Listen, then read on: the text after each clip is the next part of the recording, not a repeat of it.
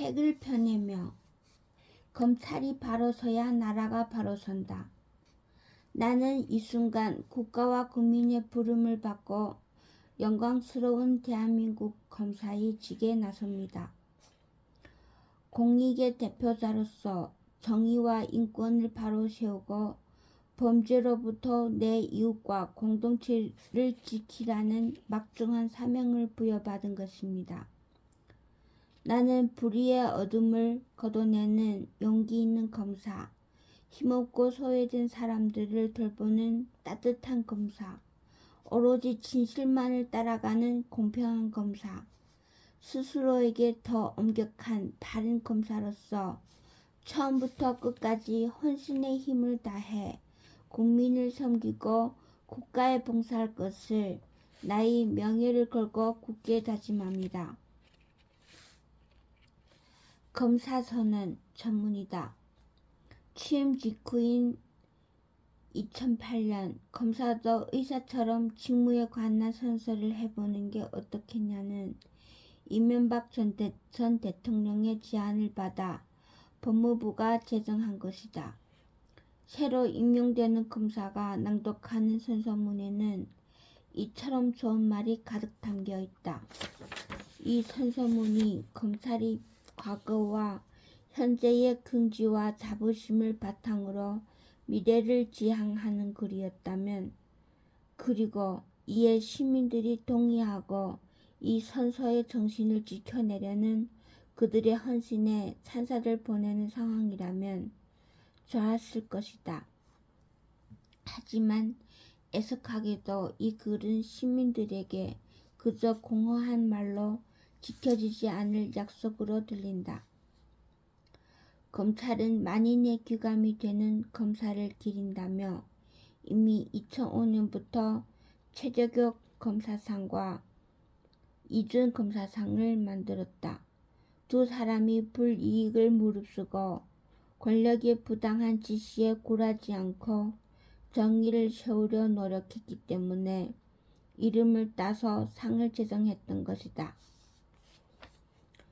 특별수사에 공이 많은 검사 및 수사관에게 시상하겠다며 대검 중수부가 주도해 만든 상인데, 그 후 누군가 선정되어 상을 받았다는 소식은 알려진 바 없다. 왕정에서도 이승만의 독재 권력에도 굴하지 않았던 검사의 기계는 정작 민주주의가 성숙한 지금에 와서는 찾기 어려운 모양이다. 검찰의 누추한 처지는 이처럼 스스로 부인하기도 어려운 지경에 이르렀다. 여기에 박근혜 탄핵 정국에서 오병우 전 민정수석에 대한 부실 수사와 그에 따른 구속영장 기각 사태마저 발생했다. 겨우내 촛불을 들었던 시민들의 뜻에 따라 대통령이 탄핵 소추를 거쳐 파면되고 구속되어 재판을 받는 상황까지 이어졌다. 하지만 그의 손발이 되어 갖은 방법으로 국정을 농단한 검사 출신의 주역은 거듭 구속을 면한 것이다. 어느 기자가 질문했던 것처럼 그가 청렴한 탓일까? 검찰이 부실한 탓일까?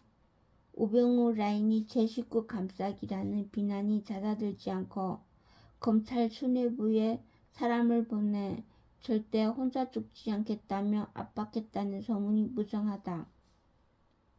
시민들은 검찰이 적폐 세력이며 하루빨리 개혁해야 함을 다시 한번 확인했다.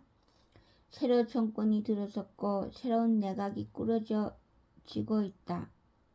이제 검찰개혁의 방향을 어떻게 설정해야 하고 어떤 개혁이 올바른 개혁인지 살펴야 할 때다.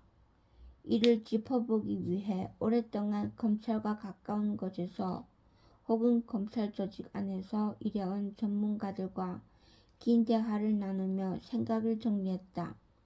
검찰에 오랫동안 출입했던 한겨레 선임기자 김의겸 검사 출신, 국회의원 금태섭 판사 출신 이정렬, 노무현 정부의 검찰개혁 작업에 참여한 변호사 김선수, 네 분의 각기 다른 경험과 시각은 독자들로 하여금 검찰의 현재를 입체적으로 조망하도록 검찰개혁의 큰 줄기를 가늠하도록 해줄 것이다.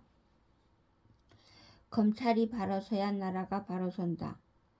는 말은 검찰을 위한 것이 아니라 나라와 국민을 위한 것이기에 우리는 지적적인 관심으로 검찰을 감시해야 한다. 검찰에 대한 문민 통제 및 견제에 대한 독자들의 판단에 작은 보탬이 되고자 이 책을 마련했다. 참여해 주신 네 분께 경의를 표하며 편집과 출간을 위해 애쓰신 창비의 박대우 선생님께 깊은 감사를 드린다. 이 책에 조금이라도 수긍하고 기억할 만한 대목이 있다면 모두 이분들 덕택이다. 또한 이 책은 이 땅의 민주주의와 법치주의를 지켜내려는 촛불 시민들의 헌신과 성취에 힘입어 태어나고 자랄 수 있었다. 세계가 한국에서 민주주의의 희망을 보았다면 우리는 검찰개혁을 통해 그 희망을 꽃피울 작정이다. 강물은 결코 바다를 포기하지 않는다. 2017년 5월 최강욱.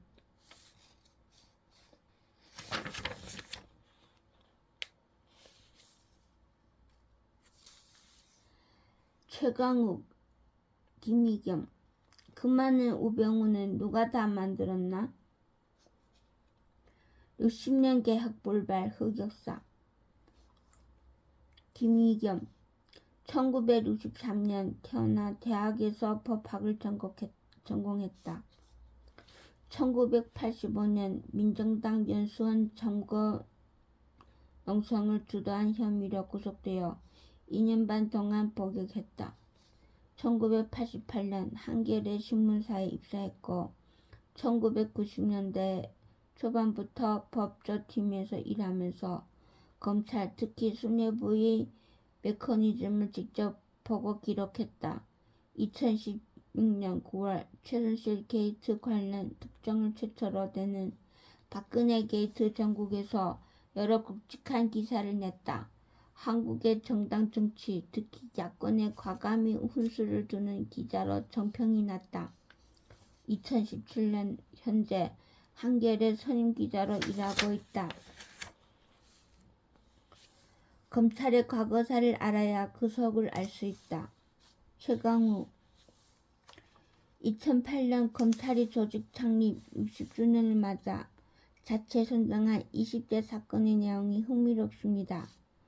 더욱 재미난 건 자신들의 어두운 과거를 포함해야 한다는 지적에 따라 그중 4개 사건을 잘못한 수사로 골랐다는 점인데요. 첫 번째, 부천서 성고문 사건 1986년이고요. 두 번째가 박종철 군 고문치사 사건 1987년, 세 번째가 대전법조 비리 사건 1999년, 마지막이 홍모전 검사 독직 폭행 사건 2002년입니다. 이에 대해 하태훈 고려대 교수 등이 쓴 검찰공화국 대한민국 3인 2011년은 이렇게 쓰여 있습니다. 부천서 사건이나 박종철 사건은 고문이라 표현하지만 2002년의 서울중앙지검 고문치사 사건은 독직 폭행이라고 표현하고 고문의 피해자를 굳이 조직폭력배라고 표현하고 있다. 가해자는 홍모전 검사라고 표현하면서 마치 현직 검사가 아닌 전직 검사가 고문을 한 것 같은 착각을 불러일으키고 있다. 이 정도라도 고백한 것을 다행이라고 봐야 할지, 더 큰 자성의 시간이 필요할지 서론이 좀 길었습니다만 내년이면 검찰이 창립 70주년이 될 테고, 그렇다면 위와 같이 몇 대 사건을 다시 꼽아볼 수도 있을 것 같아요. 지난 10년간의 대표적 사건을 몇 개 덧붙여 보았으면 하는데, 검찰의 어두운 과거를 대표하는 사건을 꼽는다면 무엇이 먼저 떠오르시나요? 김희겸.